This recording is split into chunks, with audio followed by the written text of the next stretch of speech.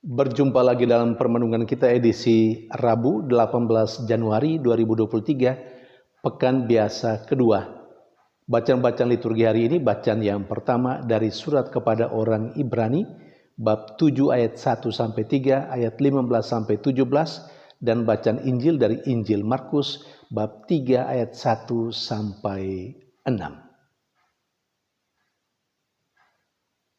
Yesus dalam bacaan Injil hari ini terus melaksanakan misinya, yakni menyelamatkan manusia. Penyembuhan yang ia lakukan kepada orang yang mati sebelah tangannya mengungkapkan Yesus yang hadir melaksanakan misi yang diembankan kepadanya, menyelamatkan manusia. Dan untuk karya penyelamatan dalam bentuk yang paling sederhana, menyembuhkan orang yang sakit sebelah tangannya, Yesus harus melewati kesulitan dan tantangan.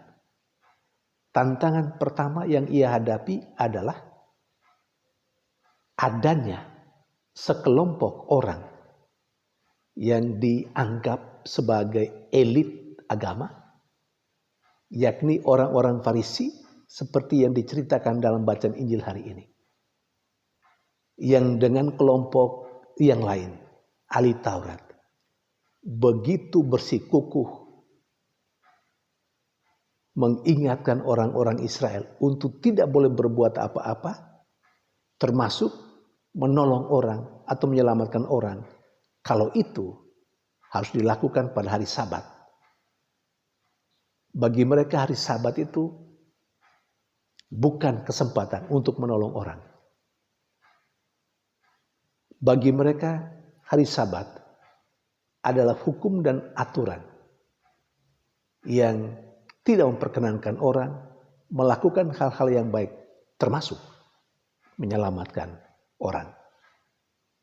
Karena itu Yesus bertanya kepada mereka yang hadir pada saat itu, sebelum Yesus menyembuhkan orang yang mati sebelah tangannya, mana yang lebih baik? Berbuat jahat atau berbuat baik pada hari Sabat? Menyelamatkan nyawa orang atau membunuh orang?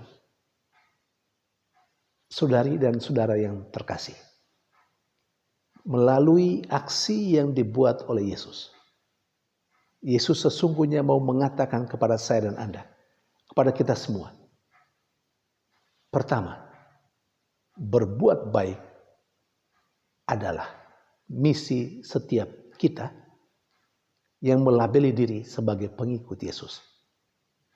Karena kita harus mengikuti cara hidup Yesus. Kalau Yesus akhirnya melawan, dalam tanda petik, tata aturan karena menghambat misinya, Yesus tidak mau. Yesus lebih memilih menyelamatkan orang daripada mengikuti aturan yang tidak memperbolehkan orang berbuat baik atau menyelamatkan manusia. Itu poin pertama. Yang kedua,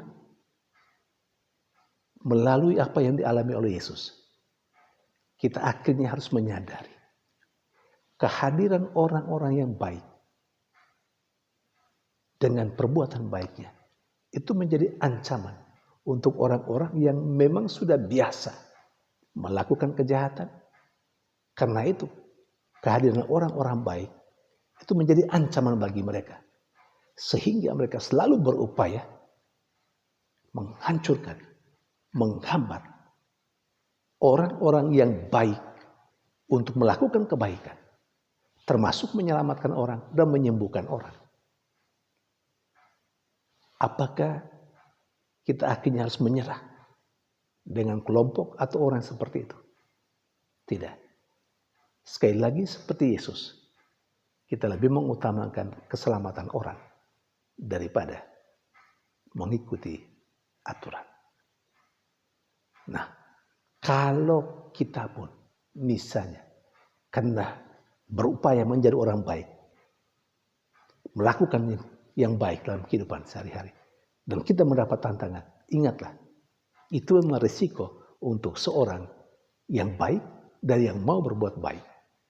Karena rasanya lingkungan di sekitar kita sudah hampir seluruhnya dirasuki oleh kejahatan dan orang-orang yang jahat. Tapi hal ini tidak berarti atau tidak boleh membuat kita menjadi ciut hanya karena kejahatan yang seakan merajalela di sekitar kita. Karena kita diharuskan untuk terus berbuat baik, tetap menjadi garam dan terang. Itulah poin yang bisa menjadi pesan bagi kita dari bacaan Injil hari ini. Sementara dalam bacaan yang pertama, dijelaskan di sana siapakah imam dari yang maha tinggi itu, Melkisedek. Sempurna sekali ketika penulis surat kepada orang yang berani memberi gambaran tentang siapakah Melkisedek. Melkisedek, imam kebenaran. Melkisedek adalah damai sejahtera. Tidak berbapa, tidak beribu, dan dia seperti anak Allah. Dan Yesus disejajarkan dengan itu. Dan imamat Yesus adalah imamat menurut tata aturan Melkisedek. Poin kedua yang disampaikan dalam bacaan pertama hari ini adalah soal perpuluhan.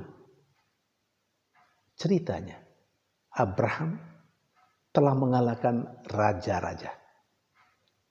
Dan biasanya, kelompok atau orang yang mengalahkan yang lain membawa banyak jarahan. Artinya, dia mengambil semua apa yang menjadi milik musuh yang dikalahkannya. Itu menjadi jarahannya.